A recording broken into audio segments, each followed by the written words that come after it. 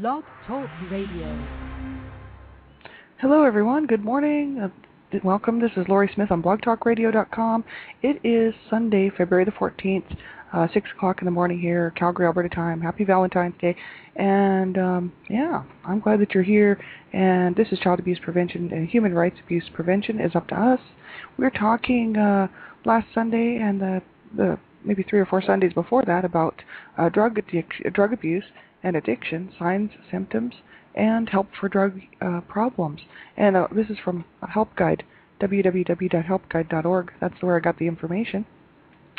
So I thought we'd continue on with that. I found another article that I thought was very good and really quite informative, and from Help Guide. So that's what we're going to talk about today. We're on for half an hour. This is a live streaming internet radio broadcast, internet streaming broadcast on blogtalkradio.com. And I'm glad you can be here. This is not a professional show. It's not meant to replace professional help. And listen at your own discretion, please, because most of the topics that I cover are about abuse or related to human rights abuses, child abuse, and related topics. And some of it can be upsetting, so please listen at your own discretion, and if it's something that you think might bother you, just turn it off. And also, if you're under the age of 18 or you're a young person, you might want to have someone listen to this with you, because that way if you have questions, they can kind of help you answer some of the questions for you maybe. Hopefully if it's like someone you trust, like a mentor or counselor or teacher, or someone in your family who cares enough about what you're listening to, which that's why I'm saying this, because it's so important. I'm not a professional counselor or therapist, and I don't have any professional certificates in those areas. I'm just a student at MRU, and I pay to do this show just so I can bring people who are listening some information that I'm finding that I think is very helpful. And I know there's a lot of people out there dealing with so many issues, and that's why the world is really in quite a mess that it's in. And so I thought, why not share this with people and help people to see that there is help out there, and that we have to just keep reaching out and looking for it. So that's why I'm doing this show. And I chose I picked 6 o'clock in the morning this morning, and it's not my normal time. And so it's a bit early for me, so I'm just trying to wake up. So hopefully I'm drinking some coffee, so hopefully I can wake up here pretty soon. So this is great. I found this article. It's called Substance Abuse and Mental Health, because it directly relates to substance abuse, drug addiction, and substance abuse, signs, symptoms, and help for problems with drug abuse. So this is called Overcoming Alcohol and Drug Addiction While Coping with Depression or Anxiety, because so many times people use drugs and alcohol for the very reason that they're having a hard time coping. And I know in my case that was the case. And so many people I think are doing that. They use these things to help because it helps to mask the pain, or it helps to take them out to another place. It's sort of a bit of an escape for people. So that's why I thought we'd spend the next few Sundays talking about this, and because it's so important. The two kind of have a direct relation and sometimes, and so this is a great article. I think it's really helpful, and we'll just start reading right from this article. You can find it www.helpguide.org, and it's under Substance Abuse and Mental Health. It's Overcoming Alcohol and Drug Addiction While Coping with Depression or Anxiety. So we'll just start reading right from the page. It says, when you have both a substance abuse problem and a mental health issue such as depression, bipolar disorder, or anxiety, it is called dual diagnosis. Dealing with alcoholism or drug addiction is never easy, and it's even more difficult when you're also struggling with mental health problems. But there are treatments that can help. With proper treatment and support, you can overcome substance abuse and get the symptoms of depression or anxiety under control and reclaim your life. So I like this idea, right? Reclaiming our lives. And I know, I've been drug-free really since I was about 21 years old, and because I made a conscious decision to change my life, and I wanted to have a good life, and I've seen so much destruction and death and chaos around me all the way through for growing up to the age of 21. I thought, I do not want to live my life like that, and I really think that I deserve to have a better life. I was really searching for a better life, and I thought, the drugs have to go. and I wasn't an alcoholic, and I didn't drink all that much, but I was a drug user from a very young age. And so, I just saw firsthand like what it does to people, what it can do to you, and most people that I knew were doing drugs actually for the very reason that they were having mental issues such as depression and bipolar disorder and anxiety and things like that in my own family, and also with my friends. So a lot of it was directly related to that, and they went kind of hand in hand. And I thought this article would be so good to take a look at, because I know that there's so many people out there suffering with this, and it's really horrible. It just messes up people's lives so badly, and they're already so messed up. And that was my case. My life was already so damaged. I really felt so damaged from growing up in an abusive home that's another reason why I did drugs, because I thought, you know what, I'm so screwed up. It doesn't matter. I'll just continue. I'll just make it worse. Really, it was kind of my way of getting back at people, but actually what I was doing was hurting myself. And so, that's what I'm saying. It's not, nobody deserves to live like that. And, 20-something years later, I can look back on it now and say, what a mess that was, and I'm so glad to be out of it and free from that. So that's why I'm just passing this on to people, right? Co-occurring disorders. When substance abuse is complicated by mental health problems, so we're just going to read right here from the page. Co-occurring disorders, also referred to as dual diagnosis, is a term used when you have both a mental health disorder, such as depression, anxiety, or bipolar disorder, and a drug or alcohol problem. Both the mental health issue and the addiction have their own unique symptoms. They may get in the way of your ability to function, handle life's difficulties, and relate to others. Complicating the situation, the two problems affect each other and interact. When a mental health problem goes untreated, the substance abuse problem usually gets worse as well. And when alcohol or drug abuse increases, mental health problems usually increase too. It says recovery depends on treating both the addiction and the mental health problem. Whether your mental health or substance abuse problem came first, recovery depends on treating both illnesses. The good news is that most people suffering from co-occurring addiction and mental health problems are able to recover given proper treatment and support. So they said there is hope, and combined treatment is best, and relapses are part of the recovery process, and peer support can help. So we're going to look at those. There is hope, but recovering from co-occurring disorders takes time, commitment, and courage. It may take months or even years, but people with substance abuse and mental health problems can and do get better. And that's just good news for all of us, right? For everyone. There is hope, and that's the whole thing, right? You just have to really look deep inside you and find out what kind of life you want to have, and realize that we can all have a good life. It's a lot of work, but we can do it. Combined treatment is best. The best chance of recovery is through integrated treatment for both the substance abuse problem and the mental health problem.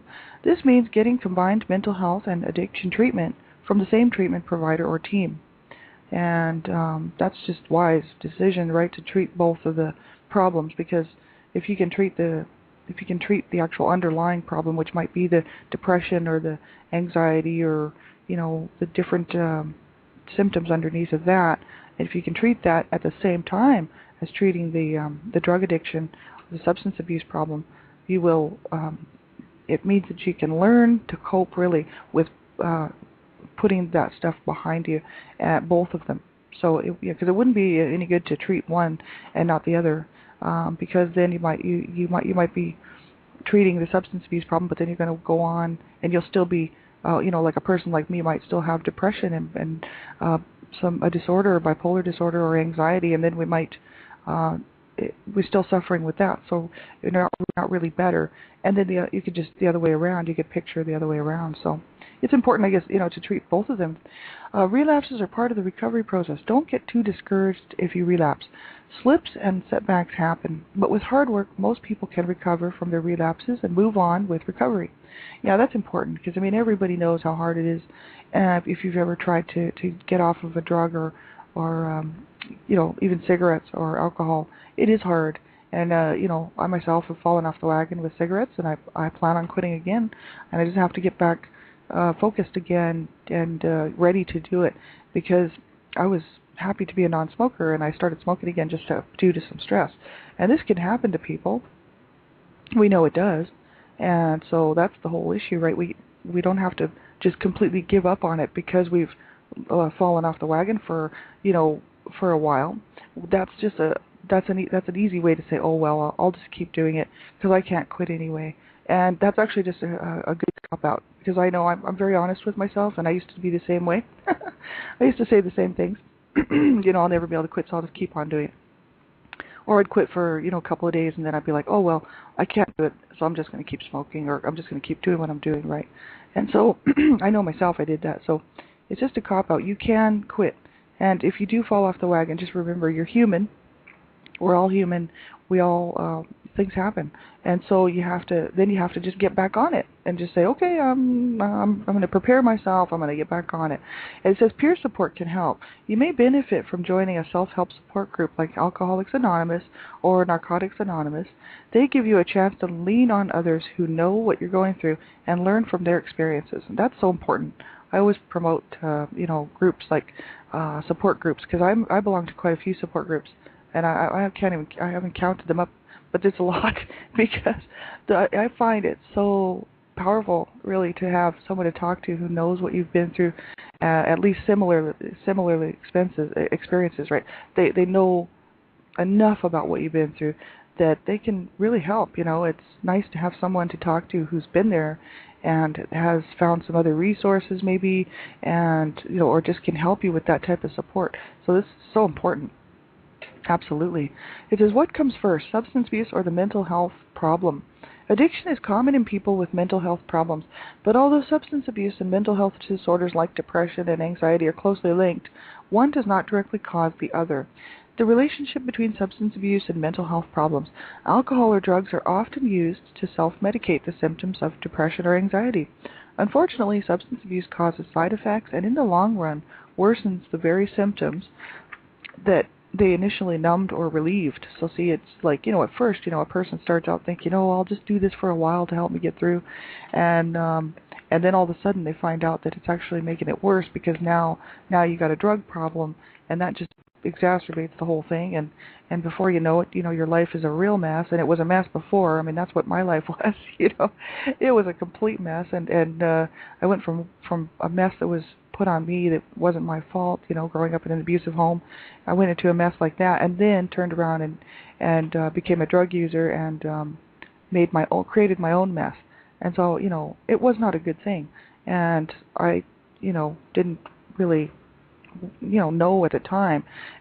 Looking back on it, especially after I quit doing what I was doing, I thought, yeah, that just wasn't good at all, because I was already having so many problems, and I just added more problems to the whole thing. So that's why it's just it's so hard on people, right? Alcohol and drug abuse can increase underlying risk for mental disorders.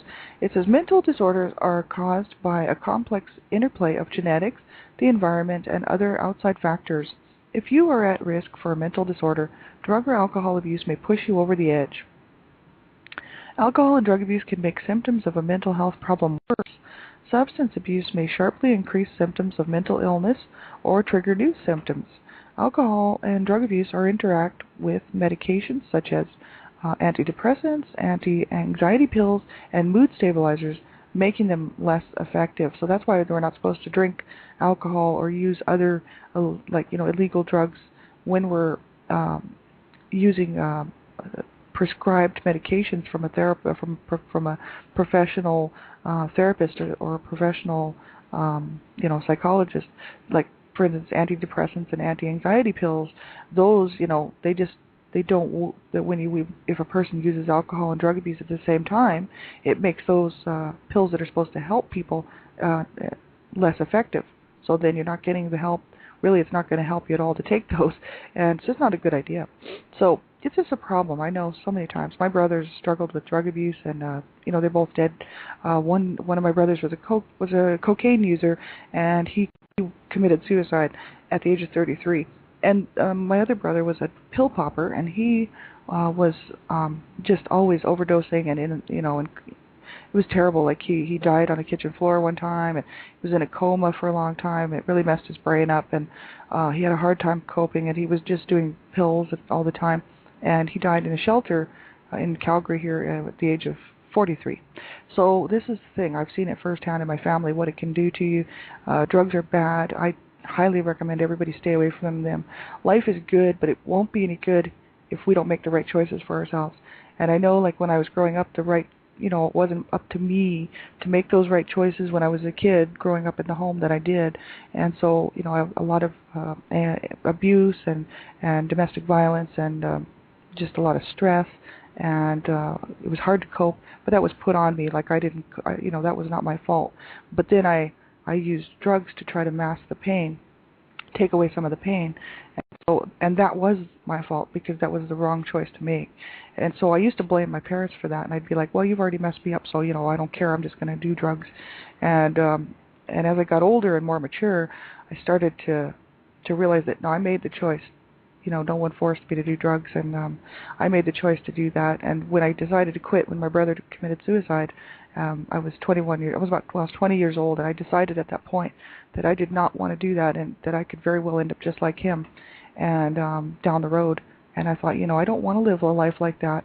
I want to have a good life. And the first part of my life was not my fault, so there's nothing I can really do about that to go back and change that.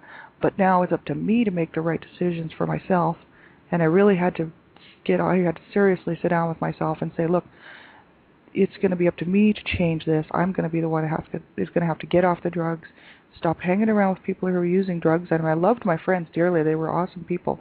We had a lot of problems because, they were all, most of them drug users, and there was a lot of violence and problems. But the thing is I still loved them, and it's always hard to break away from them. But I told them, I said, I have to stay alive for myself. For me to stay alive, I'm going to have to stop hanging around with you guys, because I want to live. I want to have a nice life for once in my life. I just want to have a good life, and it was my choice, and I decided to do it. And it took me a few years. I got off the drugs right away. I didn't have too many problems with that, but it took me a few years to learn how to cope and to learn how to deal with things. And so it does take time, and I didn't reach out for any help, and I should have. And that's why I always say, I would have been probably a lot better off had I reached out for some professional help, counseling, therapy, support groups, because I just did it on my own, and I was just suffering through all the time with all these other underlying issues, like, just mostly depression from growing up in the home that I did, and seeing so much pain and anger and anguish for, so much destruction. And really nobody to talk to about it, because people in the family, a lot of people ignored the fact that this was going on, because they, like other family members, because they felt sorry for my mom, and so they always took my mom's side on everything. So they never ever took a look at what was going on in the family, and so they didn't know, no sense in even talking to them about it. So it was really a lonely road for me, and I had a lot of, lonely times because I wouldn't reach out, and I think that's just the whole issue, right? We have to reach out. I know just recently, since I started reaching out to find support from people, I found that as soon as I started reaching out, people started reaching out to me. It was like a hand reaching out to grab my hand, and that's what it means. Like, it's very, it's awesome to have people that are there for you, and because in our own personal lives, a lot of times people just are not there for us, and so it's great to find a group of people who and if you're having a hard time, you can just phone them up, or you can get online, and you can someone who's trustworthy, and they want you to be well, and they want you to have a good life, and they're still working through things themselves, so they're very good support because they want to see everybody be living a good life without the pain and the misery, surrounding, drug addiction or any kind of issue like that, child abuse, sexual assault, just anything, domestic violence. There's groups out there, and I have tons and tons of resources. If you need any resources and you just want some a hand in finding some of these resources, let me know, because I have a whole, cards and pages full of this stuff, and we're more than willing to share it. That's why I'm doing this show. So yeah, we'll continue on here. It says, addiction is common in people with mental health problems. According to reports published in the Journal of the American Medical Association, roughly 50% of individuals with severe mental disorders are affected by substance abuse. So that's like half. So roughly 50% of of people with severe mental disorders are affected by substance abuse. So that's a lot, right? If it's half, that's like a lot. 37% of alcohol abusers and 53% of drug abusers also have at least one serious mental illness. So really the percentage is very, very high. 37 to 53% of drug abusers and alcohol abusers also have at least one serious mental illness, such as maybe depression or anxiety or bipolar disorder, all that stuff, right? Of all people diagnosed as mentally ill, 29% abuse either alcohol or drugs. So they're almost 30%. So 30 out of 100, like that's a lot. And so it is a real problem, and it's just horrible. And it's sad because my heart is with everybody out there who's suffering with this right now, because I know it's a hard road. And until I really realized that that I wanted for myself a good life, I could have ended up in the worst situations. I wasn't on the streets, thank God. And I knew people who were on the streets, and I wasn't, hooking to get drugs. I was working to get drugs. I used to work like 3 jobs. I used to be up working all the time, and just to maintain what I was doing, right? And but I wasn't on the streets, and that's one good thing. And I know there's people out there. I see them around my own city on the streets. They're hooking, they're using drugs. Not all of them are hooking, but some of them are. And it's a horrible lifestyle. And I feel for them because I know that somewhere underlying, some issue underneath there is causing them to do that. And whether it's an abusive childhood or, some sort of horrible situation that's put them out there. People don't generally choose to have a life like that. I know myself, I never chose to have the young adult life that I had.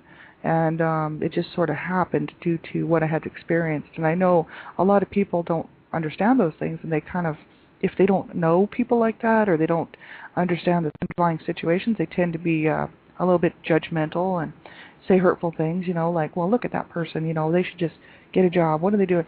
But they don't realize the situation they've probably just come through or come out of. And these young people who are on the streets right now, it's horrible. And I wish I could just take them all home and help them all out, but it's impossible. And, I know myself, until I was ready to get help, no one would have been able to help me because I was very much on my own road to destruction, and I wasn't letting anybody stop me. My mom and dad did tell me, they wished I wouldn't do drugs and stuff because they knew I was using, and I basically just blamed them, and I said, it's your fault that I'm using drugs anyway. So, and they kind of had to just shut up at that point because really, actually, it was kind of related to the fact how I was brought up and how I was treated as a child. So, they didn't know, they couldn't get themselves any help, so they couldn't get me any help, and I didn't pay much attention to what they had to say. And so, other people on the streets, using drugs and stuff, that their lives have not been very good, probably. And because I don't see how anybody would choose that lifestyle. And if they are choosing it and they have a family that cares about them, that's really sad. Because, my brothers didn't have a family that cared about them, and so they ended up dying. One committed suicide, and the other one, well, some of my siblings cared about them and stuff, and I know my parents cared. They did not know how to show it. So that's the problem. It's not that they didn't care. I think they did not have the ability to cope or to show it. So when you grow up like that, you just tend to think you're on your own and you're all alone, see? And I know there's so many people out there suffering like that. So it's just very, very sad. So we'll keep going here. We got about 6 minutes left. Recognizing and diagnosing co-occurring disorders. It can be difficult to diagnose a substance abuse problem and a co-occurring mental health disorder such as depression, anxiety, or bipolar disorder.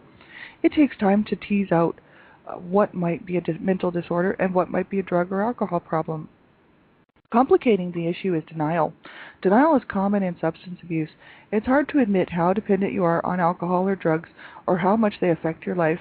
Denial frequently occurs in mental disorders as well, and the symptoms of depression or anxiety can be frightening, so you may ignore them and hope they go away. Yeah, so true, right?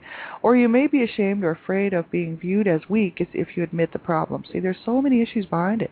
You might think to yourself, oh, if I reach out and I get help, people might think that I'm weak, or if I reach out and stuff, then they'll think there's something wrong with me, and then they'll find some terrible thing. That was my thing, right? I was always thinking, oh my God, if they actually took a look at what's going on in my mind, I don't know. I might not be free to walk the streets. So, that was my issue, and it's because I grew up in such a horrible, really horrible home. where people, were not looking out for my best interests, and never. It was not about let's let's help the little kids here. It was always their own interests, and always, we were just sort of left to kind of make it through the day, make it through the night, and I'm not lying at all. It was very disturbing. So my mind, I had, even before I started using drugs at the age of 12, my mind had all kinds of, problems, because I saw so much violence and hatred and misery, and so many weird topics people would be talking about in our home, because there was a lot of mental stress and mental issues. So, I grew up around really the most kind of horrid, not the most horrid. I know there's other people out there who have suffered way worse than I have, but just some really bad stuff, And so when I started using drugs, it just got worse. And so this is the thing, right? I thought, man, if I go get help, what are they going to do? They're going to lock me up and put me away. That was just my feelings on the subject. However, that was wrong, because if I would have reached out and got some help, I would have had some great opportunity to have some counseling and have some people actually, give a pat on the back and tell me, hey, you're doing great. Let's get you some help. We'll get you back on the road to your life so you can have a good life. You're still young. You got lots of time. I should have reached out, and I wish that, actually now I wish I did, because I wouldn't have taken me so long to get where I am today, right? Which is, free from all that stuff, right? It's so important to reach out and get help. And we'll continue on with this next Sunday. And because there's some great stuff on here, signs and symptoms of alcohol or drug addiction. We already went through most of that. But then there's signs and symptoms of common co-occurring disorders, and that's what we're talking about. Treatment for co-occurring substance abuse and mental health problems. Then there's also locating a treatment program for co-occurring disorders and all kinds of stuff. This article's great. We're just getting started. So we'll be back next Sunday to talk about this. I'll be back on today with Mount Bethel Christian Fellowship and Worship, because I just love the Word of God, and I just have fun reading the Word of God. I love it. And so that's what I'm going to be doing here at 7 o'clock in another 30 minutes. But I'll be back on Monday morning. One child abuse survivor to another, 15-minute program Monday through Friday. I welcome you to join me. And, so that's what we'll be doing. I'll just read out a few references here. There's Al-Anon, Alateen, which is at www.al-anon.alateen, ALATEEN.org. So you can just type into your browser Al-Anon. It comes right up, right? Or Alateen. Any one of those will bring up Al-Anon. That's a great resource. There's all kinds of local listings in our phone books, especially if you live in a larger, like a city or a larger township, a bigger area. You might, you might be able to find some local listings for Al-Anon there in your phone book. And there's you can also actually phone their 188, their hotline. I guess it's a toll-free number. It's only open during business hours. 1-888 for Al-Anon. And then there's Co-Anon. You can just type in Cocaine Anonymous. It's www.co-anon, and that's for friends and family of cocaine addicts, right? Very important to get some help. There's suicide and crisis and suicide prevention information. You can find this at www.suicide.org. I love that website. It's awesome. And Kevin Caruso is the founder of that website, and he has his own not-for-profit organization, and he loves everybody, and he says, I will not stop fighting for your life. And so I'm not going to stop fighting for your life. I want you to reach out, and whether it's to me or somebody else, make sure you get some help, because you do deserve to have a good life. You can find me on Facebook just by connecting through the blogtalkradio.com. You can find me, and you can send me a message on Blog Talk Radio. There's post-traumatic stress disorder. This is Michelle Rosenthal's Heal My PTSD, www.healmyptsd.com. And there's safe alternatives. This is for people who are cutting and stuff. Self-abuse finally ends. www.safe-alternatives.com. That's a great resource. Purple Phoenix Survivors Group. It's a faith-based members-only women's support group for sexual and domestic abuse. Just type into your browser purplephoenix.ning.com, and I belong to that group. That's an awesome group. So everybody take care. Make sure you do take care of yourselves. Reach out. Keep that hope alive. That's the most important thing. And remember that you do matter. You do count. We do count. We do matter. And really, it's up to us to have a good life and it's up to us to find that support. If no one's reaching out to you, you keep reaching out, because eventually someone's going to see you reaching out, and they're going to be there for you, and you're going to have a good friend, right? That's what we all need. We need good people in our lives, and we need people that are going to back us up and that are going to support us walking through all this stuff, right? Because it's so important to not suffer on your own and not suffer in silence and not suffer by yourself. It's not right. And we all deserve to have a good life. And really, what is a good life? A good life is good relationships and good people in your life and people that can help us, right? And that want to be there for us. So take care, everybody. My heart is with you. Have a great day. Talk to you soon.